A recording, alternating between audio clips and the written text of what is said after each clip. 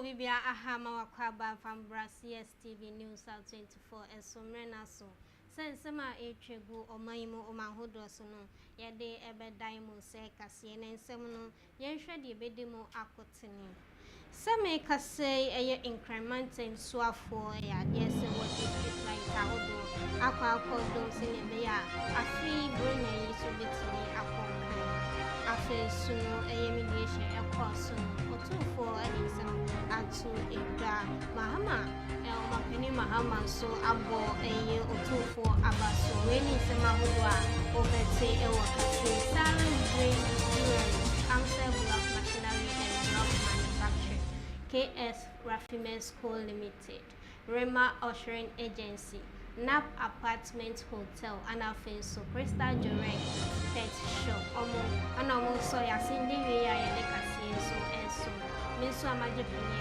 and mame ama bafua mayenda yonsi mayeba yini chuma kasada so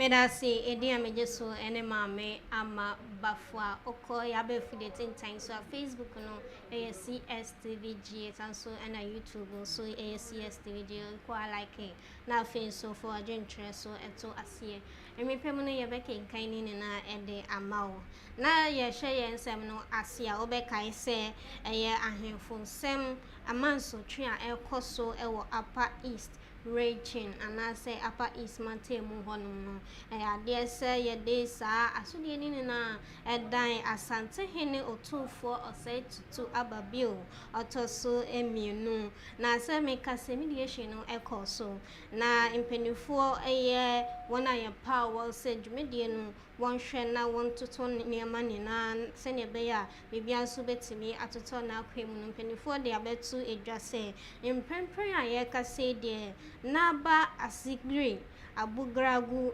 azuka otosumienu ana oye ohene ewo eye kusasi traditional area. The law as it stands now makes Asigri Abugragu Azuka the lawful chief of Boko, and so it is impossible legally to do any such thing in this mediation exercise.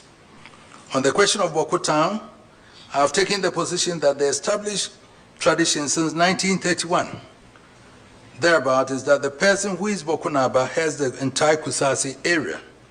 By law and the declarations of the Supreme Court of Ghana, Asugri Abugrago Azoka is a Bokunaba, and there cannot be any rival residing in Boko claiming otherwise. I have impressed upon my brother the Nairi to accept that recognition by law in appreciation of the enduring brotherhood that has existed between our two kingdoms in order to ensure lasting peace and eliminate the national and international security threats that my brother himself is so concerned about. I have been candid with my brother, the Nairi, that the purported enskinment of Mr. Seydou Abagari as Bokunaba cannot stand. Na utufo osai tutu ekasa wi yechi ana Ghana mampeni John Dramani Mahama so ekasa ya wochemu se eye asante hene wabɔ ne ho mode pa ye wachre ese onya asante hene keke ne mum no oda obia akoma so se ba se yentunu ho anaso ntunu ho ensi ho na ombo a ebe onu edi mu papa pa ye ni sanity ode abasobo ede akọ ama asante hene otufo osai tutu ababio otoso mienu. This gratitude to Dr. Osai Tutu II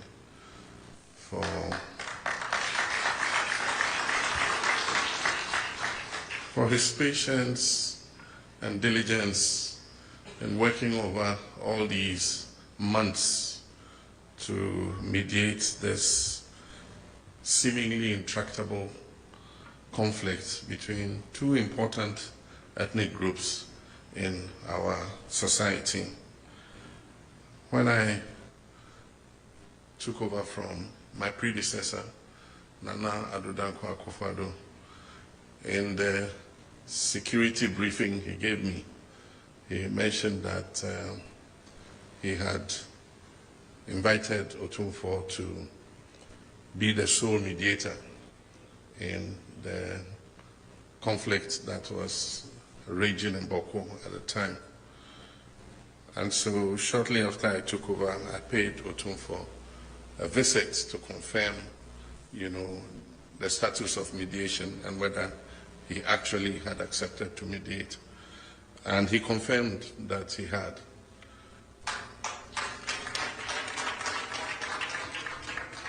And so even though the mediation has been long, and I can understand the complexity of the Boko case, and so it needed time and patience to be able to thoroughly engage all the parties and be able to flesh out the facts and finally come out with a recommendation. Today, I'm pleased that we have come to the end of that journey, and we're embarking on the next leg of the journey. And as he himself said, this was not an arbitration normally. Na equai chesa wodi godo ho ejuma a chesa wo trade union congress e trinity ase TUC mpenifo nso ade oyekire asheshe enso a chesa wo say e kabi na chesa wode won ni sadintin won akane no no moye ejuma e wo TUC no omododo be yesa aha enson a chesende omusika akaimu na wode atu edwase ewase mpinifo etimi eboa won na sika akemu no enso yentwa emfa emom nhihye a efa end of contract benefit ho is between Yeni BCM. Yema BCM up to Friday. Friday is the 19th, Friday the 19th of December 2025. Masa, Montre Yasika, Engu ya account mo. Toy. Ya yegme ye yelbefie yenska ode odemahano company say men for man one and them for more china. What ya yan regional minister boy akaka chen. Ya kwama kofi boy yakuba na menje. Ya here MP amenje. Tekwana nanu nya afra BCM. Nti wa fengi da man na ahofie a no kokobu kotoje mepe amanfo chewansa omemska mam de akwa hospital. Ahana ya ba medical board no kwa full mo ba 20. As say mejani mu nkoko 12 no wewu. Ye ni beto bia na de be hwe ma school fees kro For the past months, nipa for home ankasa. Say and I'm sama yankofo binum kra wu. Yo hwe nipa be 9 awu. Omun san ko muska. Binum tu yare. Senior beya bambo munsensu betimi edemu eya afi eya bronya dache se abe eno ena so ema chese inkrani na mantensu afo eya onunya for Linda Okru ede eya street light be se duno enkron ede amame sin clutch impede for se wonhwe na afi bronya yiso yehwe se han enso ebeda inkran popone manten. Ministry of Energy are partner with us. Into all the ceremonial streets. Into taking care of the ceremonial streets. We are expect the assemblies to say share the inner communities. Now now fixing lights. Some of the lights in America is not only about the light that is off. Some have issues with photo cell or the bulbs. So they should make sure that within next week now the whole greater Accra area municipal, they are bigger than the metropolitan. Constituency nesu. Enti near 115 and district to say Shao Sudoku Ningo Prapas Hankofen near 100 pieces. Because don't forget, say movie did that about 2 or 3 weeks ago. And so this marks, the third distribution as to when we receive near from. And I say, Juma, abandon going to me and saying to me, we cannot be everywhere. Into communities, so the entire greater could be into a Juma, into me, 9 years successful. So, baby, I higher, trust me. obi anybody what I say omo pese will live your friends say happily no omo na omo try say omo ye street light no ma send any amount for no ma ko tutu cables say ye chi san kwofo na trust me no mercy for the people because street lighting is capital intensive and obi obe mess up with this your friends project in the Sawe kaya wafin pinuni eduonu anai abatuo eko so ewo pandai abatuo empeso aneso na ekoba ni se matinindam ana odi nkunim ewo ma indi impedifo de petition ekodai temale high court nenu ana twese high court so etremu ese ewo so opening yeto na de so na fe so abatuo no so yeto ni bio na nde ya twese wodi nsem no ekopie mu ewo Supreme Court na me ka say de ya de Supreme Court so de ababetu edwase election no anasa abatuo ebe koso no ya de so matu asheda main or the substantive case, which is the application for an order of certiorari from this court seeking to quash the judgment delivered by the High Court in Tamale on 24th November 2025. Also, the Honorable Court has ordered that we serve the first interested party, or Mr. Nsala Wapal, the NDC parliamentary candidate by substituted service, through his WhatsApp, the High Court Tamale notice board at the Supreme Court, and also at his residence in Pandai. So we are most grateful to the court, and we look forward to making our case in the subsequent sittings of the court set at 13 January 2026. Thank you for your time and attention. The applicant actually prayed for suspension of the process, pursuant to the hearing of the substantive matter, and that is contained in the supplementary affidavit that was served on the Honorable Court. So we are most grateful to the court. It's in the interest of justice that where a legal issue is persistent and we have not reached the finality of it, we do not proceed to take any such decisions that will force the hand of the court or render the decision of the court negatory. So we are excited that the court has given this order. Mayenda sewe so na yenda yonsima yeba yede dwudi mu senso ebeto aso.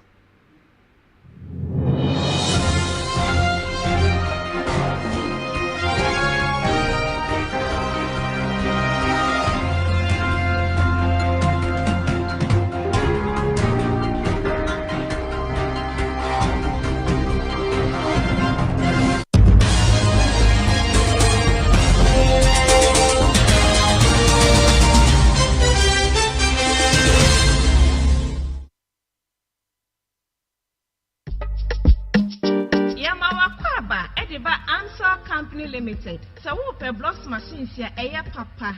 Na ne bonso assign eda form dia. Enye na enwani Amsel Company Limited. Your conveyor blocks machines, hydraulic blocks machines, pallets, any blocks machines in one section in na. And na face so blocks machines are who draw opening in a bin so ewo. To show ye cha kwan ene ya. Ye was Spinters Road 18 Junction. Ye ni KFC dino and na edin hwe ni mu. Frey, it was 05,240 and I say 0540-725850. Amstel blocks machines in Papa Pa Efie.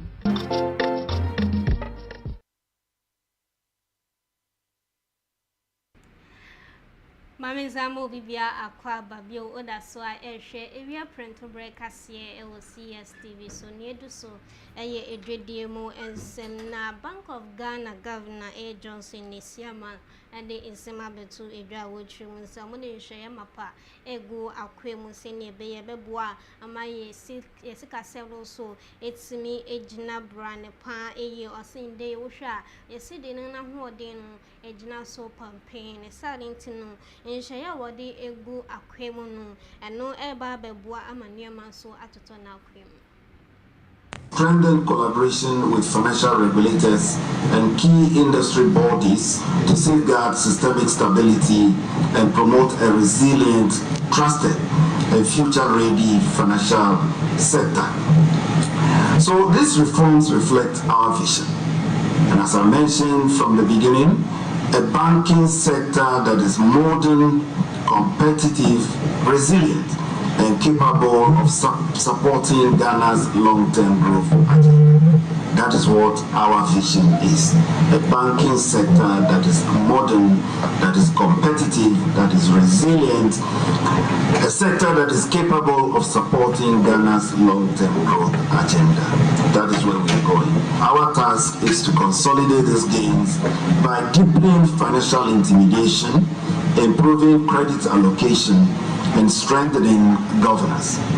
We therefore call on banks to support the real sector, to expand credit to productive enterprises, especially the SMEs, and drive innovation that enhances access and inclusion while managing risk. Let us turn this recovery we've seen so far into a financial system that is both stable and catalytic in shaping Ghana's prosperity. As we prepare to close the chapter on 2025, we must remember that this year was not the end of a journey. It was just the beginning of a new one. Nothing so in penny for a diababe to a dry watch will say, oh, share a fimpini, you know me, son. A yes, catches a yes, say, a far acquainted one, I say, a year a good deal more in someone. As canon. Abo ano anase akweni mbeye se 6.59 billion Ghana cedis. Na Ghana Statistical Service GSS in penny for and a dancing way a bit suja. Na yehwa tourism oye sector bia obwa Ghana aman papa because yehwa tourism or increase in GDP. Economic activity, a lot of economic activities is in the tourism sector. In terms of GDP, no then also. Now, secondly, tourism sector. So, what me bua papa pama companies in your profits home, individuals when you one income fee, ma abansunya revenue fee. A promoter, obetima mankofa, but then local communities are waiting. I then enya ska effing. But also, your country aban no obia there. Data you release will be unused. And Timam will be and take a decision based on assumptions and based on intuition. Since your data now are available. Into one G data, one share data, private sectors are bano say civil society was a household so one share data and one for data no mean juma rather than what the assumptions no what be juma. My remo ewo obi my so se meka say the South Africa mine I say or omo abebo muhumode pa esan say and nanwada woman for echo Ukraine nna ne se wo kwakopa asra ejumani bi aye nemom no esan to kwa echo so war Ukraine and afen so Russia intemu no and nipa be se edu enson ana mpempren aye ka say the omo share Ukraine na omo nya emba efie ne silently impenefo aye se o mankasa betu anamo akọ Ukraine na makọ akọfa wo manfo so ede won abefie mayenjina sanwe so na yenda ye hosima ye ba ye de agudie mu nsem ebeso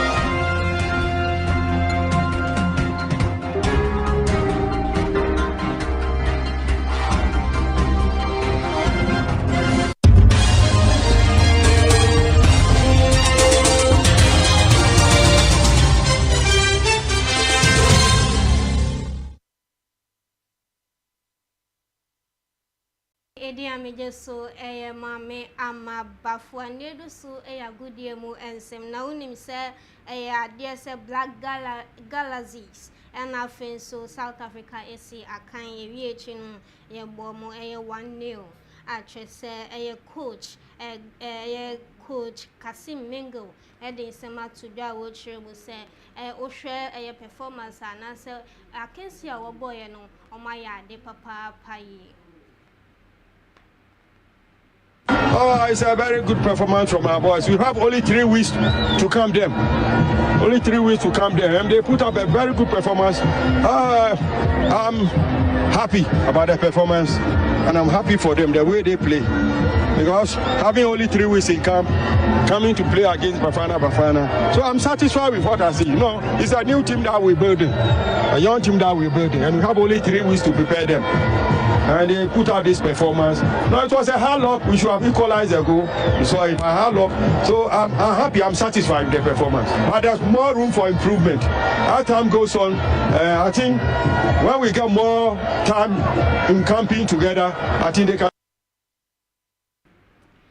Medasi afe so mayombo nremo ewo enigedie mu ensem na obekaya nanu ada ne beto edwase abranti a twese ye friend say abutriga e ade say apose for aso ne page a ne nna ne say oya amafro fragadam na ye ka say de e ade say apose for egusua eso aso ne page na e ya dagraja enso de nsema ba beto edwa wo chebe say oh thre okwa abranti yi ho e say wonboa no e sika afem nenso abranti ga kire ne say o de sika e kwa koto e cyber truck yentensim bia ajagraja e de etudwan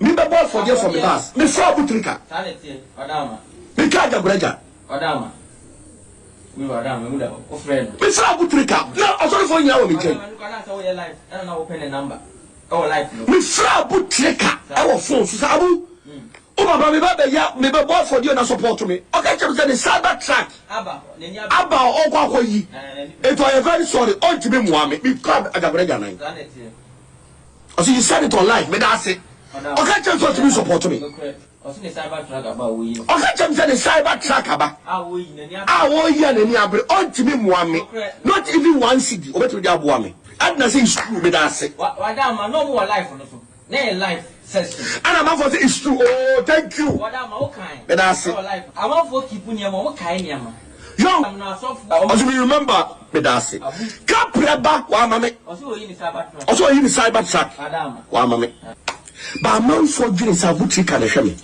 amman for dwene abutrika ena mo ayi uri do hwe me abutrika na mo also we all remember me that say uri do hwe me we say yes you said it on live that abutrika ma me one city mpo me ko to basis no amman for donate ye boa me ba abutrika wa ma me hwe kapreda kapreba say waka kire me say Godfather me ko imi cyber track my shipa na ni boarding say system so you mate utrika na mama sika abutrika na funding agagraja movement am say boy no ma me bi won feel o ma me ka preda me boy nya me nkume abutrika me tin sha agagraja movement ase